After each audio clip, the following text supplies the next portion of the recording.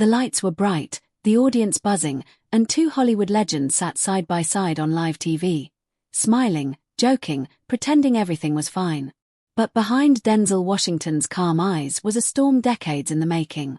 When Robert De Niro made one offhand comment, just one, it all came crashing down. Denzel didn't raise his voice. He didn't curse. But what he said stopped the show cold. Why did De Niro look so shaken? And what secret was Denzel finally ready to reveal? It was supposed to be just another fun night on The Kings of Late Night, one of America's most watched talk shows. The stage was glimmering, the crowd's energy pulsing, and the host, veteran comedian Chris Lanham, was already warming up the room with classic jokes and celebrity teases. But what really had people on the edge of their seats was the rare appearance of two cinematic legends, Robert De Niro and Denzel Washington, seated side by side for the first time in over a decade. It was a night built for nostalgia and respect, but beneath the surface, something else was brewing. As the cameras rolled, De Niro leaned back casually, dressed in his signature black-on-black suit. He cracked jokes, nodded at the audience, and glanced at Denzel from time to time. Denzel, on the other hand, was sharp in a dark navy jacket, polished and poised, but noticeably more guarded. Every time the host tried to get them to share old Hollywood stories, Denzel deflected slightly, offering smiles but keeping his words brief. There were chuckles and polite claps, but the tension between them was thick enough to feel. Then came the moment that shifted the air entirely. The host grinned and said, "All right, gentlemen, we've got a surprise segment for you, something we call Honest Hour. One card each, and you've got to answer what it says live. No dodging." The audience loved it. De Niro laughed and reached for a card first. Okay, he said. Let's see. Say one unpopular opinion about modern actors." The crowd whooped. He glanced at Denzel. "All right, here's one. I think too many actors get praised more for what they represent than what they actually do. It's become a business of image over craft." There was a strange pause in the room. Some people clapped, but it felt uncertain. Denzel didn't smile. He sat still. His eyes locked on De Niro's. Chris Lanham gave an awkward laugh. "Okay, bold take, Bob. Denzel, your card." But Denzel didn't move. The camera zoomed in, catching the fire in his eyes just before he spoke. "Let me answer his instead," he said calmly. "Because I've been hearing that same line, worded differently, for 20 years. You could hear a pin drop. Suddenly, everyone knew this wasn't going to be just another celebrity interview. This wasn't about games or laughs anymore. The room tensed. Something real, something raw, was happening live on air. Behind the glass, the producers started waving hands. The assistant director mouthed "cut" to the control booth. But no one moved. Because when Denzel leaned forward in his chair, the nation leaned forward with him. They didn't know it yet, but what was about to happen would become the most talked-about moment in modern television. The silence that followed Denzel's quiet defiance wasn't just about that one moment on live TV. It was the echo of a history no one had dared to speak out loud. Offstage, behind the red carpets, past the photo ops and polite interviews, there was a rivalry that had never been written into a script.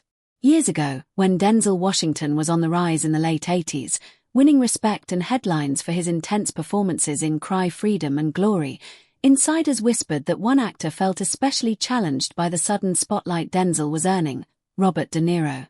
While never confirmed publicly, casting directors, producers, and even a few late-night writers had stories that all pointed in one direction. It started subtly, roles that were originally offered to Denzel mysteriously shifting to other actors after studio pressure. Rumors swirled that De Niro had expressed concern about market preferences and the direction of certain films if Denzel was involved. No one could prove anything, but the pattern was there. In the mid-90s, a major studio attempted to cast both men in a gritty police drama. Denzel as the lead detective, De Niro as the crooked politician. On paper, it would have been legendary. But during early talks, De Niro allegedly said to the director, "It'll just become about him." The film never happened. That line, though never confirmed, stayed with Denzel. What made it worse was that in public, everything seemed cordial. They shook hands at award shows, nodded across crowded rooms, and even posed together once at a Cannes after-party. But there was always something in the eyes, an unspoken contest, a quiet measurement happening between them. Denzel, known for his preparation and intensity, had grown used to being compared to the best. He respected the craft. He had studied the greats, Pacino, Hoffman, and yes, De Niro. But with De Niro, the admiration soured early. In a magazine interview years ago, De Niro had said, "Some actors benefit from timing and optics. The business loves symbols." He didn't name anyone, but industry voices connected the dots. Denzel didn't comment publicly, but in private, friends said he never forgot that line. He called it a cut dressed as a compliment. Still, he stayed professional, never biting back, even when they both ended up circling the same roles or bumped into each other at charity events. One producer recalled how during a fundraiser dinner in 2013, the two were placed at the same table by accident. De Niro tried to make small talk. Denzel stayed polite, but distant. He answered questions but didn't ask any. Later that night, he left quietly before dessert. It was always like that, close enough to feel the tension, never enough to start a war. Until now. Because the live moment wasn't just about defending himself on air. For Denzel, it was years of restraint finally breaking open. It was about everything that had built up over decades. The feeling of always having to justify your presence, even after you've won 2 Oscars. The exhaustion of walking into rooms where you're respected, but still doubted. The weight of being called great, but only for your time. And on that night, with the cameras rolling and the world watching, he decided he wasn't going to carry that silence anymore. What the audience didn't know was that before the show, during backstage prep, Denzel had overheard a casual joke De Niro made to a staff member. "They'll probably call it historic just because we're sitting next to each other," he said, half laughing. Hollywood loves a good poster moment. That wasn't just ego. To Denzel, it was erasure, a dismissal of everything he had worked for, packaged as banter. And it confirmed what he had always suspected. No matter how many films, how many awards, or how much respect he earned, there would always be someone trying to reduce him to a symbol rather than a master of his craft. This history wasn't written in headlines, but in cold shoulders, missed opportunities, and knowing glances. It was the kind of rivalry that shaped a man's choices, not with fire, but with ice. So when he turned to De Niro on that stage, speaking not with rage but with clarity, it wasn't the start of a fight. It was the end of a long, bitter silence. And for the first time in his career, Denzel wasn't worried about being liked. He was ready to be heard. The room was still holding its breath after Denzel's piercing remark, but no one could have predicted what would come next. The host tried to pivot, his voice too chipper, attempting to bring the segment back to safer ground. All right, let's not get too serious now, it's still a party, right?" He chuckled nervously. But even he knew the temperature had shifted. Then came the moment no producer could have scripted, no publicist could have controlled. De Niro, clearly caught off guard, gave a forced smile and leaned toward them. "Hey, I'm just saying, not every actor needs a movement behind them to shine. Some of us just act." That sentence, framed as casual, fell like a brick. The audience reacted in 2 waves, nervous chuckles first, then dead silence. Denzel's hands stayed folded in his lap. His face didn't change. But behind his eyes, the years spoke. He waited a few seconds, then slowly turned his head to look directly at De Niro. He didn't raise his voice. He didn't lash out. He just leaned in, and what came out next stunned everyone. "You know," Denzel began, his tone even but unmistakably direct, "I've always believed acting is about truth. And for some of us, that truth includes where we come from, what we carry, and how we're seen. So when someone says movement, I hear excuse. And that's the problem." The air tightened again. You could see the host twitch, glancing to the production team offstage. Denzel wasn't finished. "I've done this work for over 40 years. I've been told I'm too intense, too quiet, too serious, too everything, except too good. And that's okay. I never needed your applause. But I'll be damned if I let it be said that my success came with an asterisk." The crowd gasped, unsure whether to applaud or wait. De Niro's expression darkened. His jaw tightened. For a moment, it looked like he might respond with another joke, but the room wouldn't have allowed it. This was no longer entertainment. It was confrontation, broadcast in real time. Backstage, crew members watched with mouths open. On Twitter, clips were already being clipped, posted, and reshared with captions like "Denzel is cooking De Niro live and this is not a drill." The network was panicking. One exec whispered, "Do we pull the plug?" But another said, "No way, this is going viral." On stage, the host attempted once again to ease the tension. "Hey, gentlemen, you've both brought so much to this industry. Maybe this is the kind of conversation we should have more often. Just, maybe not on my show." The crowd laughed, grateful for any release. Denzel smiled slightly, easing the pressure just enough. But the moment had landed. What started as an innocent card game turned into the spark that lit years of buried tension. The clip would later be called the 10 seconds that shook Hollywood. What made it even more powerful was how Denzel never broke character. Not the actor's kind, but the kind built over years of holding his head high in rooms that only half respected him. His calm wasn't weakness. It was precision. Every word he chose landed like a strike, not a swing. It wasn't just about De Niro anymore. It was about the rooms full of gatekeepers who had chuckled at the same kinds of jokes, shrugged off the same kinds of comments, and believed their brand of real acting didn't include men like him. The audience, both in the studio and across the country, saw the truth laid bare, not in shouting or scandal, but in dignity refusing to be dismissed again. Even as the segment wrapped and the host quickly moved to commercial, you could tell no one was really thinking about the next part of the show. People were still locked in that moment. And as the lights dimmed for the break, Denzel leaned back in his chair, finally letting out a breath.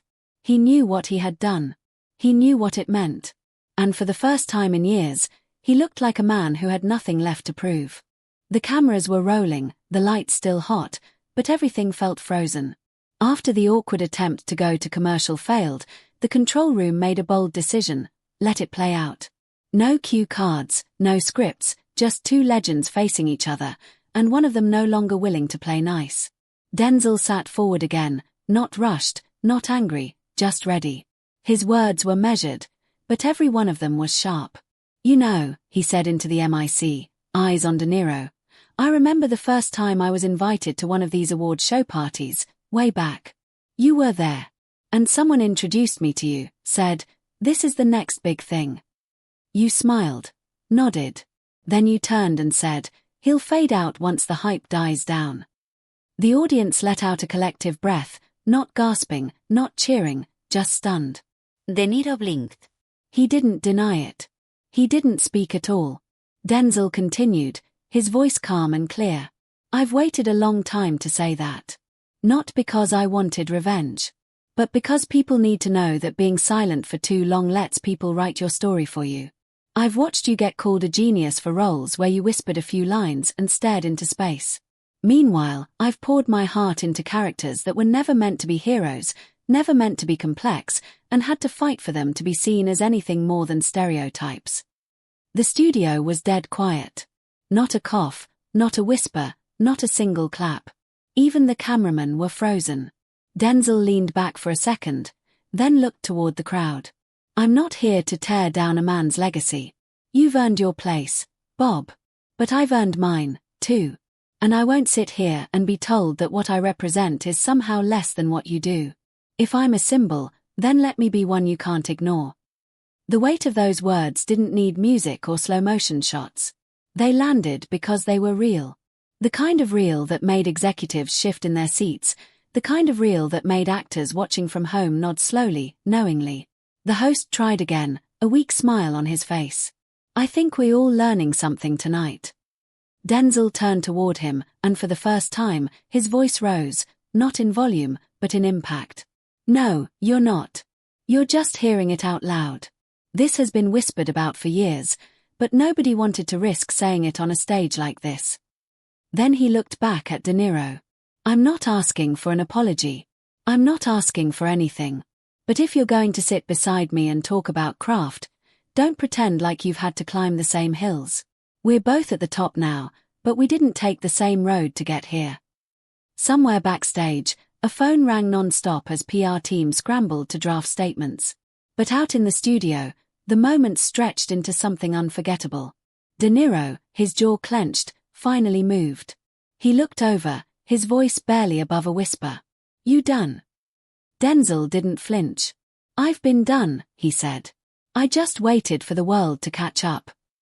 The audience finally broke. One woman clapped once, slowly. Then another. And then, like a wave, the entire room applauded, not wild, not explosive, but steady and heavy. It wasn't for drama. It was for truth. De Niro didn't clap. He looked like a man who had just realized he wasn't the biggest voice in the room anymore. And maybe hadn't been for a while. Even the host backed off, letting the weight of the moment settle instead of chasing laughs or transitions. When the show finally went to commercial, the studio crew didn't speak. The makeup artist who rushed over to powder De Niro's forehead was shaking. The host stepped off stage and looked at one of the producers. "Did we just break the industry?" he asked. The producer didn't answer. Because the answer was already clear. Something had cracked wide open. And no one, not even De Niro himself, could pretend it was just another night on television. As the show returned from commercial, it was clear the mood hadn't lightened. The audience, still processing what they had witnessed, sat quieter than before, unsure what would happen next. The camera panned back to the stage, where both actors remained seated. Denzel looked composed, eyes ahead, jaw tight.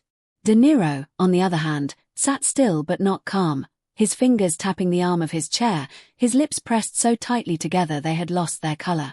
When the host greeted the viewers again, his tone was noticeably more serious. "We're back," he said simply, avoiding jokes this time. Then, with no warning, De Niro leaned forward, adjusting his mic, and said, "You want to know what's funny? For years, I thought I was the only one carrying pressure. Turns out, I was just too blind to see someone else carrying more." The entire studio froze again. Even the host, expecting a defensive quip, turned his head slowly, unsure if this was real or just another bit. De Niro continued, his voice low, but no longer dismissive. "I'm not good with words. That's never been my strength. But you're right, Denzel. I've made comments, maybe not out loud, maybe just in my own head, but they were there. Things I told myself to justify why some of us got more praise, more roles, more control. I never said it to your face, because maybe I knew deep down I couldn't stand next to you and really feel bigger." The crowd didn't react, too stunned to do anything. Denzel remained silent, his eyes locked on De Niro. "When I came up," De Niro added, "there weren't many guys like me who failed. I had room to stumble, try weird projects, disappear into roles no one understood. And still, they called it genius. You had to be flawless. Every single time. Or it'd be chalked up to luck or hype or some damn social wave." At this point, the host had sat back, surrendering control of the show. De Niro wasn't done. "You're not wrong. I watched you rise, and yeah, I felt threatened. Not because you were black. Not just because of that. But because you were better. And deep down, I knew the system favored me even when I didn't deserve it. And I stayed quiet because it was easier. And that makes me a coward." You could hear someone in the audience whisper, "Wow." De Niro looked toward the crowd, then at the crew. "I can't undo what I said or thought in the past. But I can stop pretending. You didn't take anything from me, Denzel. I just never wanted to admit I couldn't catch up." There was no applause this time. Just a heavy, electric stillness that felt more powerful than clapping ever could. But then, just as it seemed the moment had reached its peak, De Niro's face changed.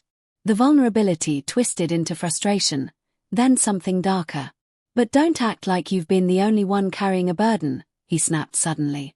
"I've lived under the weight of expectations since I was 25. People expected Branda-level greatness out of me for 5 decades. I had no privacy, no forgiveness, no room to be average. So yeah, I messed up. I got bitter. But I'm not some villain. I'm human, just like you."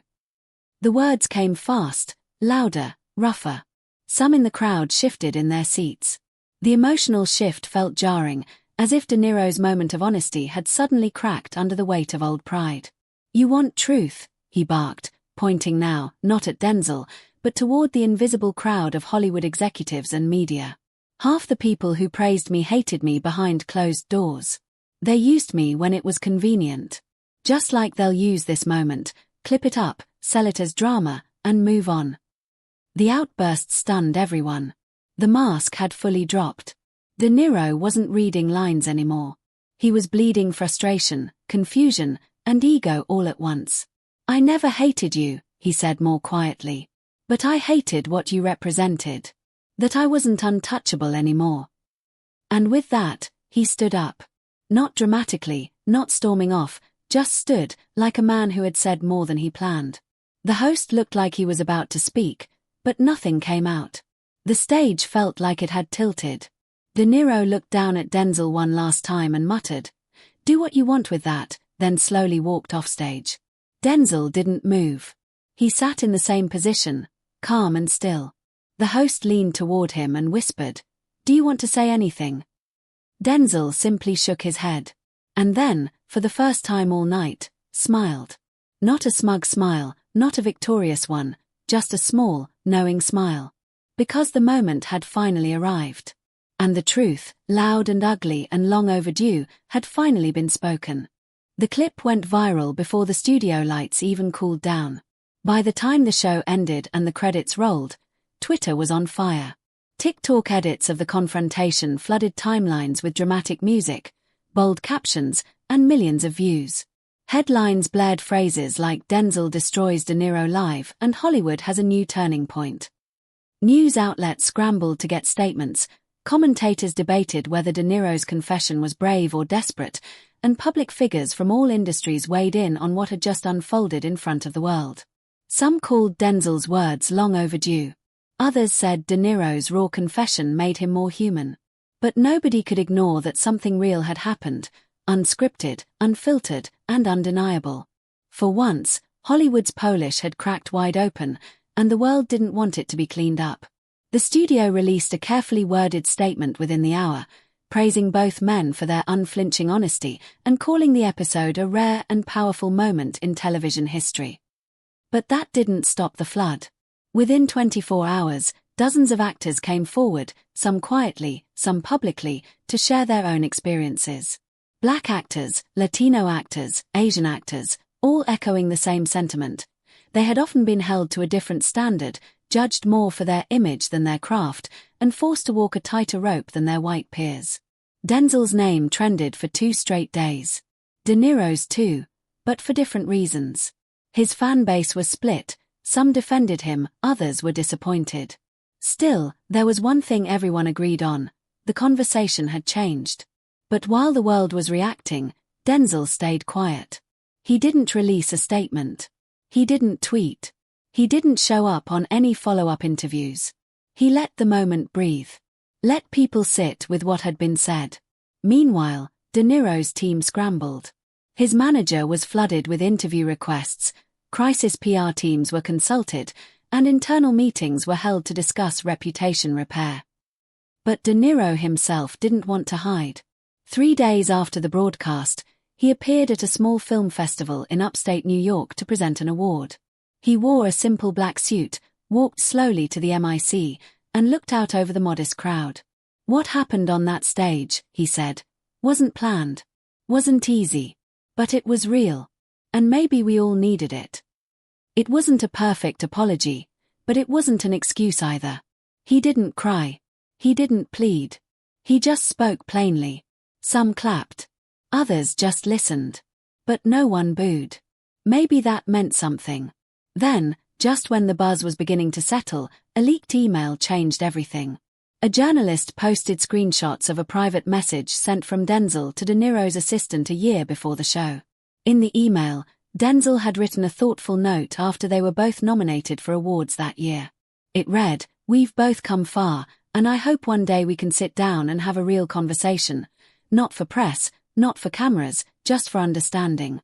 Let me know if that's something you'd be open to." The assistant had politely responded that De Niro was too busy at this time. The message was respectful, but final. The leak hit hard. People saw that Denzel hadn't been waiting to attack.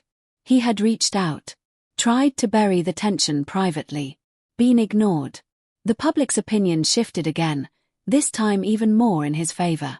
What once felt like a feud now looked like the breaking point of years of silence, pain, and rejection. And then, in a move no one expected, Denzel finally posted. It wasn't a statement. It wasn't an interview. It was a photo, just a black and white shot of two chairs on a quiet stage, empty and side by side. No caption. No tags. The image went viral in minutes. People interpreted it in all kinds of ways. Was it a sign of peace? An invitation to talk? A symbol of absence, or possibility? No one could say for sure. But it was enough to remind the world that Denzel didn't speak to get attention. He spoke when it mattered. The legacy of that night didn't fade. Months later, award shows began inviting more honest conversations. Panels were created to address racial bias in casting and criticism. Some studios even started consulting actors directly before writing official narratives about their careers. None of it was perfect. But the seed had been planted. And it had started with a night that was never meant to be a battleground. In the end, the most powerful part wasn't the confrontation itself, but what came after. The silence that followed. The truth that leaked. The dignity that remained. And the quiet hope that maybe, just maybe, the industry had finally been forced to look at itself a little harder. Not because of a scandal. But because one man decided he wouldn't be quiet anymore. And another, for all his flaws, chose to finally listen.